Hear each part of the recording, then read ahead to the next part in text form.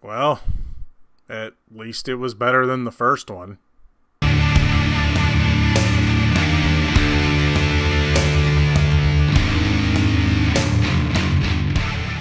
Hey everybody, what's going on? Welcome to an all-new Talkin Movies. As always, I am your host, the real Geno Reynolds, and today we're going to be talking about the sequel to 2014's reboot of Godzilla, and technically a sequel to Kong Skull Island, Godzilla, King of the Monsters. I will warn you, there'll probably be some spoilers in this one. What this movie is about, it takes place about 5 years after the events of the first Godzilla. We learn that in San Francisco, a guy loses his son in the fight in San Francisco. He still has his wife and his daughter, but this ends up breaking apart the family, and they both go their separate ways. And the wife of the family ends up working for Monarch, who was set up in Kong Skull Island, and she tries to find a way to speak, or at least somewhat speak, to the Titans. And we also come to find out that Monarch has found something like 17 Titans buried underground, some in hibernation, some frozen. And Godzilla, they know where he's at, but the world technically doesn't know where he's at.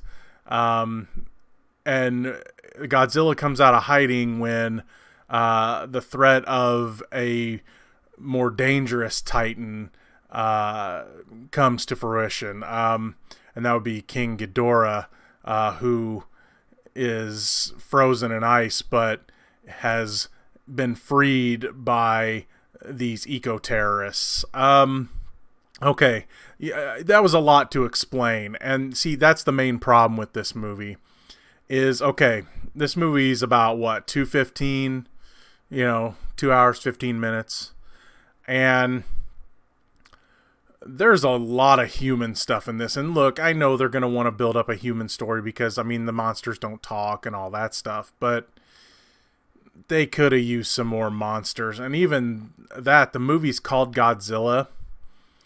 Godzilla, though he's in it a lot more than he was in the first one, and he definitely gets a lot more action than in the first one, but Godzilla disappears for lots of parts of this movie. I honestly think King Ghidorah was in the movie more than he was. So here's the thing. I'll give credit where credit's due. When the monster stuff is happening, when they're fighting and all that stuff, it works. It looks cool. It's definitely way better in the first movie, where they kept, just teasing that there was going to be a fight and then showing the news story after. This one actually has monster fights in it. Godzilla fights Ghidorah like 2-3 times. We get to see some other creatures as well. Not as many as I would have liked. You see some other ones, but they don't really name them. There's only like 4 or 5 they name. And so when you get the monster stuff, it works. You're introduced to Mothra in this, even though I will say I think they kind of wasted Mothra. It almost seemed like Mothra was only there to power Godzilla. They talk about like symbiotic relationships and stuff, and it was kind of a waste, because it's like, well, I would like to see, Mothra and Godzilla fight Ghidorah, and they kind of do for like 2 minutes. But Mothra, spoiler alert, doesn't last very long in this movie. Granted, Mothra's throughout the whole movie, but you only see her a few times, and then when she finally gets to start doing something, they kill her, and that powers Godzilla. So yeah, the monster stuff's cool. I'll give credit that. So if you want to just watch monsters fight and stuff, hey, there's enough in this movie to make it fun. But then you get to the humans. The humans. Look, I know you need a human story, but man, the human story is convoluted. You got the family story. You got the story of the Monarch Corporation. You got the government wanting to kill all the monsters. You got the eco-terrorist played by Charles Dance. There's just so much going on that it, again, takes away from the monsters. And man, okay, the monsters are cool. The humans are mostly stupid. The humans do a lot of stupid stuff just to move the plot along. And again, I'm going to get into spoiler territory here because I just got to talk about it. Kyle Chandler and Vera Farmiga's characters, that was the couple that lost the son, and they broke up and they got divorced. Vera Farmiga's character, even though I wouldn't say it's exactly or as good as, but her character kind of takes the Thanos approach, because she ends up, I need to bring balance back to the world, so I'm gonna free the Titan. She ends up working with the bad guys, at least for the most of the movie. So that was just like, okay. And then just some of the characters make dumb decisions just throughout the whole movie, and I can't even remember half of them. They just make dumb decisions that, of course, it's going to lead to chaos, right? So that's the weakest part of the movie. I'm not saying I, like totally disliked all these characters, and I will say that Ken Watanabe, who returns as Dr. Serizawa, he gets a really cool moment in this movie, especially since he has been there since the beginning.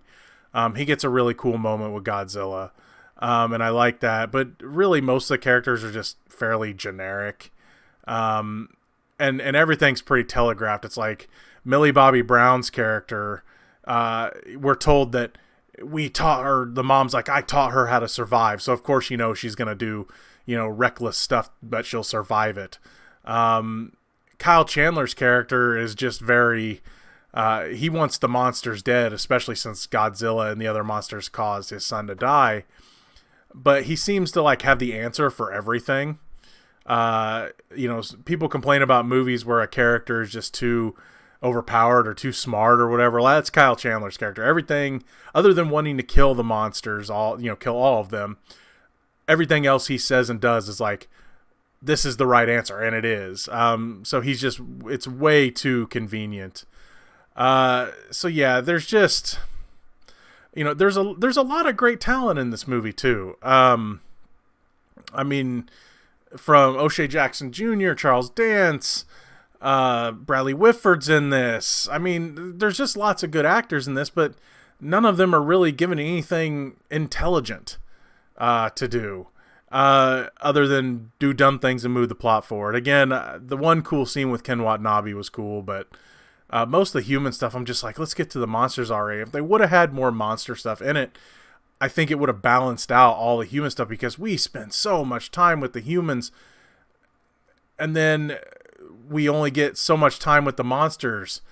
And while we do learn about, King Ghidorah and a little bit more about where Godzilla hides and where he came from and everything, we get more of that. But like I said, they wasted Mothra. We had Rodan, who got to do a little more. But then the rest of the monsters, they said there's like 17 monsters, and we don't really get to see any of the others. I mean, we see them, but they don't like really interact with them or anything, and they're just destroying stuff. So yeah, when it came to the human element, it made the story, it's not so complicated that you can't follow it, but it's just a mess. It's kind of a mess. And I just wanted to see monsters fight more. If monsters would have fought more, I would have been a little more forgiving. And again, I didn't hate this movie, because the monster stuff was fun when it was happening.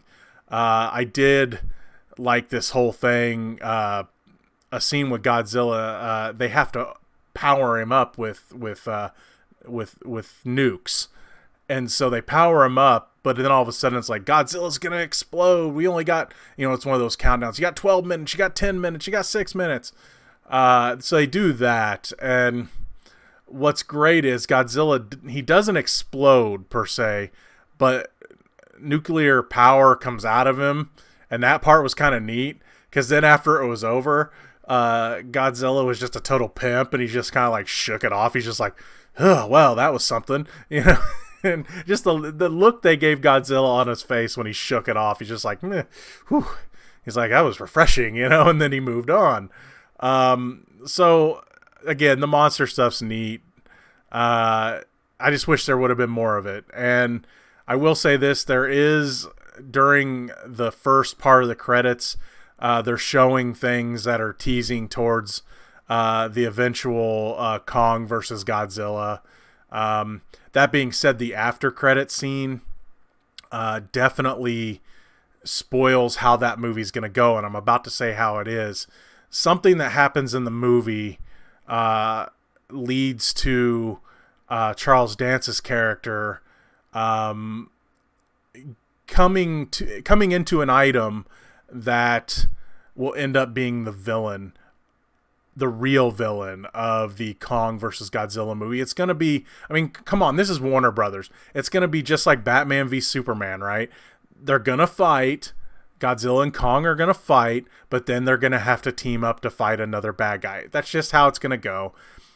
You know what? And if it's as good as Skull Island, I'm fine with it.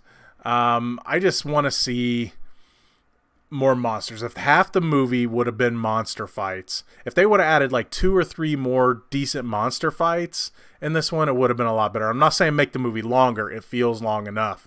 But if they would have added more monster fights, I would have been a lot more forgiving. Again, not a bad movie, better than the first one, but Kong Skull Island is definitely a better movie, despite that movie having not very many good human characters either, except for maybe a couple of them.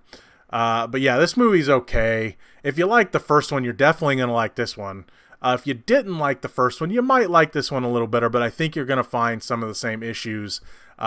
Basically, those issues being not enough of the Titans. That's going to be all for this edition of Talkin Movies. If you like what you've heard here, please subscribe to the Real Geno YouTube channel, like this video, and you have anything to say about this Godzilla franchise or any others, please feel free to leave a comment in the section below. Until next time, I'm your host, the Real Geno, Geno Reynolds. See you later.